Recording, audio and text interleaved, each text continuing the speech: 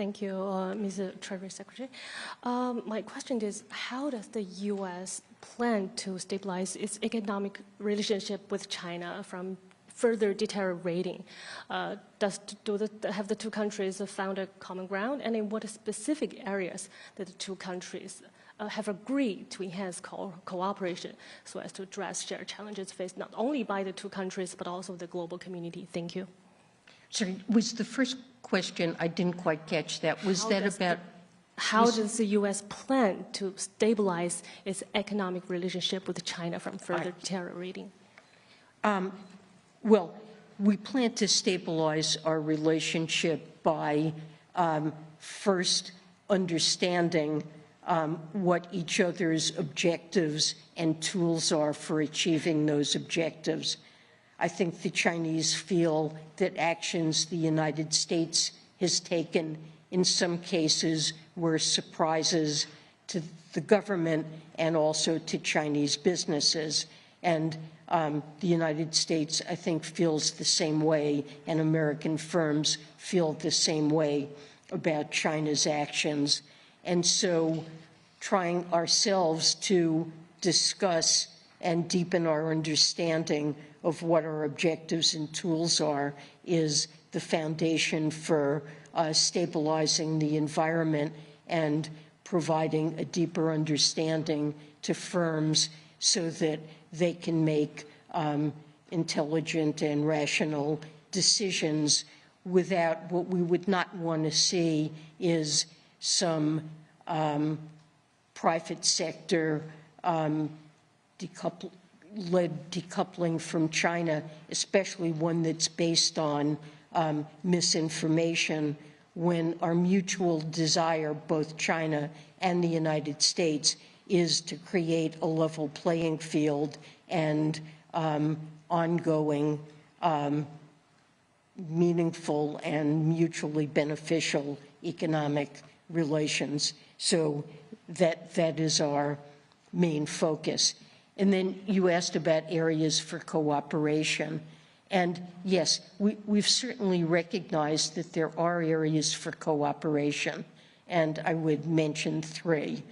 The first concerns climate, and both countries are committed to the goals of the Paris Agreement, and we are discussing concrete ways in which we can work together and partner to pursue this goal. And we've tasked the Economic and Financial Working Group with coming up and coming back to us with specific suggestions for areas where we can better cooperate. The area of sustainable finance, we already work together in that area, but I think we agree that there are more things that we can jointly do that are not being addressed in other multilateral fora. Debt is another area. I've talked about regularly mitigating the debt problems of low-income countries with debt distress is an important objective, not just for the United States, but for the G20, the IMF, for the globe. And China, as a major creditor, needs to take part in that. The process has been moving too slowly, but we have agreed to cooperate in trying to speed it up. I've been pleased to see the progress was made with Zambia. There are a number of other cases that are outstanding, and we would like to see more countries that are suffering from an overwhelming amount of debt, an unsustainable amount, enter the common framework and seek debt relief. And we've agreed to work closely on that. That's a second area. And the third area concerns the multilateral institutions themselves. I mentioned in my opening remarks the IMF quoted decision. We were pleased to see that China joined most other shareholders in voting for an equally proportional increase in the IMF quota. This is something that's quite critical to many developing countries. And of course, China is concerned about their own voting share. And I think it's fair to say that as a result of the discussions that we've been having with our Chinese counterparts, that we better understand their concern, and we've agreed in the next quota increase, what we need to see is a new formula to govern voting shares, and we've agreed to work together with China to try to accomplish that. But more broadly, we want to see the multilateral development banks, starting with the World Bank, evolve to take on a range of global challenges, particularly pandemics, climate change, and the impact of conflict and fragility. These are developments that have global spillovers. We want to encourage countries to borrow to address these issues. We want to provide more resources, make sure that the World Bank is better resourced to address these issues. And I've set out in previous speeches and comments an entire evolution agenda that we would like to see the MDBs take on. And I think we have agreed with China that we can work together constructively on this. There's plenty of work yet to be done, and this is something that is not only in both of our interests, but also in the interest of the globe. Let's do Ryan McMurrow, Financial Times. Hi, thank you for taking the time to speak with us. China is currently holding up approval of U.S. chip group Broadcom's $70 billion acquisition of VMware.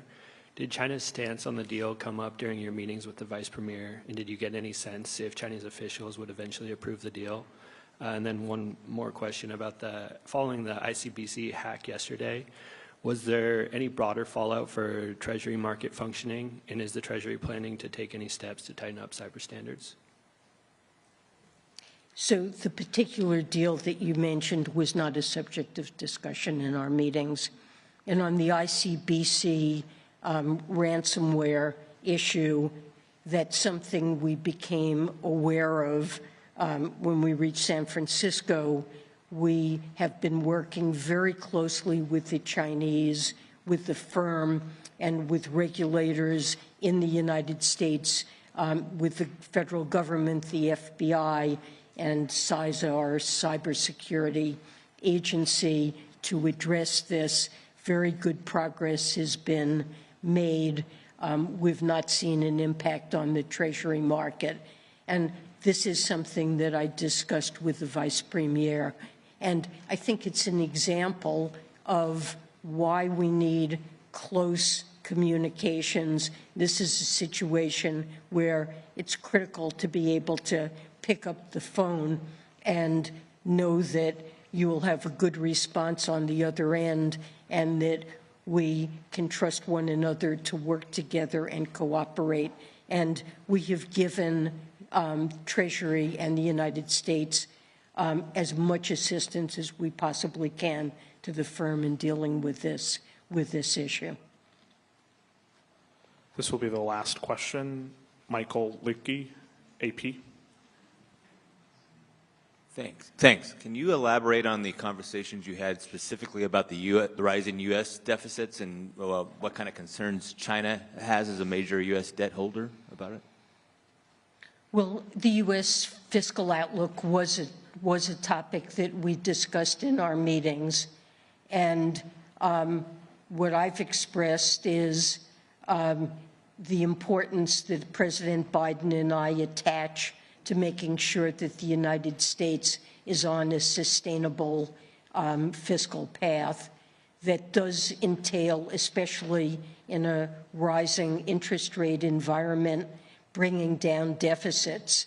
And I pointed out that we had just reached an agreement when we raised the debt ceiling for $1 trillion of deficit reduction over 10 years.